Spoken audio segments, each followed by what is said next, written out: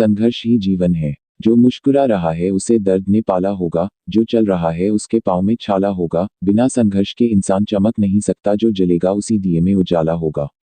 संघर्ष क्यों बचे संघर्ष से? संघर्ष ही तो जीवन की आत्मा है। जितना कठिन संघर्ष होगा उतनी ही शानदार जीत होगी। एक बार एक किसान भगवान से बहुत ही नाराज हो गया। किसान बहुत मेहनती था, बहुत मेहनत से वह खेतों में अनाज उगाता, उसकी देखभाल करता, पर अक्सर उसकी फसल खराब हो जाती।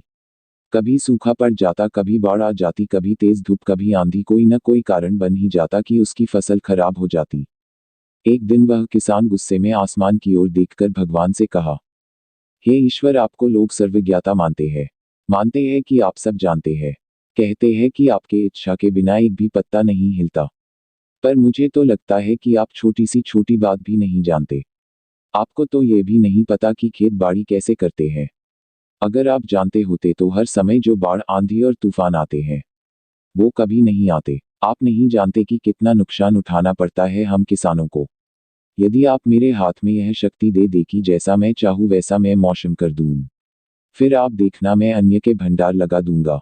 भगवान इस किसान के तीखे वाक्य सुनकर मुस्कुरा रहे थे और वह किसान के सामने प्रकट होकर बोले, मैं आज से तुझे यह शक्ति देता हूँ कि तुम अपनी खेतों पर तुम्हारी जैसी इच्छा है तुम वैसा मौसम कर दोगे।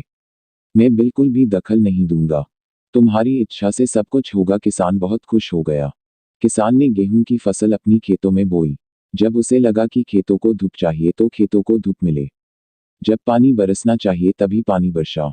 आंधी, तूफान, बाढ़, कुछ भी उसने अपने खेतों पर आने नहीं दिया। किसान के खेत में इस वर्ष ऐसी फसल हुई जैसी कभी नहीं हुई थी। हरी भरी लहलहाती फसल। मन ही मन वह बहुत खुश हो गया और सोचने लगा, अब सबूत के साथ दिखाऊंगा भगवान को कि इसे कहते हैं शक्ति का सही उपयोग। मेरी सफलता देखकर उन्हें अपनी नियम जरूर बदलने पड़ेंगे। कुछ दिन गुजरे, फसल कटने को तैयार हो गए। किसान बहुत उत्सुकता के साथ फसल को काटने लगा, पर जैसे ही उसकी नज़र गेहूं की बालियों पर गया तो उसने अपना सिर पीट लिया और वह रोने चिल्लाने लगा।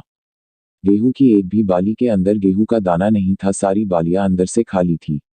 किसान बहुत दुखी हो गया। उसने भगवान को रोते हुए फिर पुकारा, हे प्रभु, तुमने ये मेरे साथ क्या किया? क्या तुमने मुझे कोई सजा दी? भगवान बोले, पुत्र, ये तो होना ही था। तुमने पौधों को संघर्ष करने का मौका ही कहाँ दिया।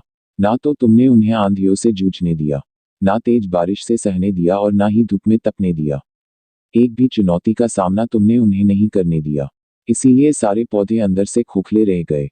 जब आंधी, तूफान, तेज बारिश और धूप पड़ती है तभी ये पौधा अपने अस्तित्व को बचाने के लिए संघर्ष करते हैं।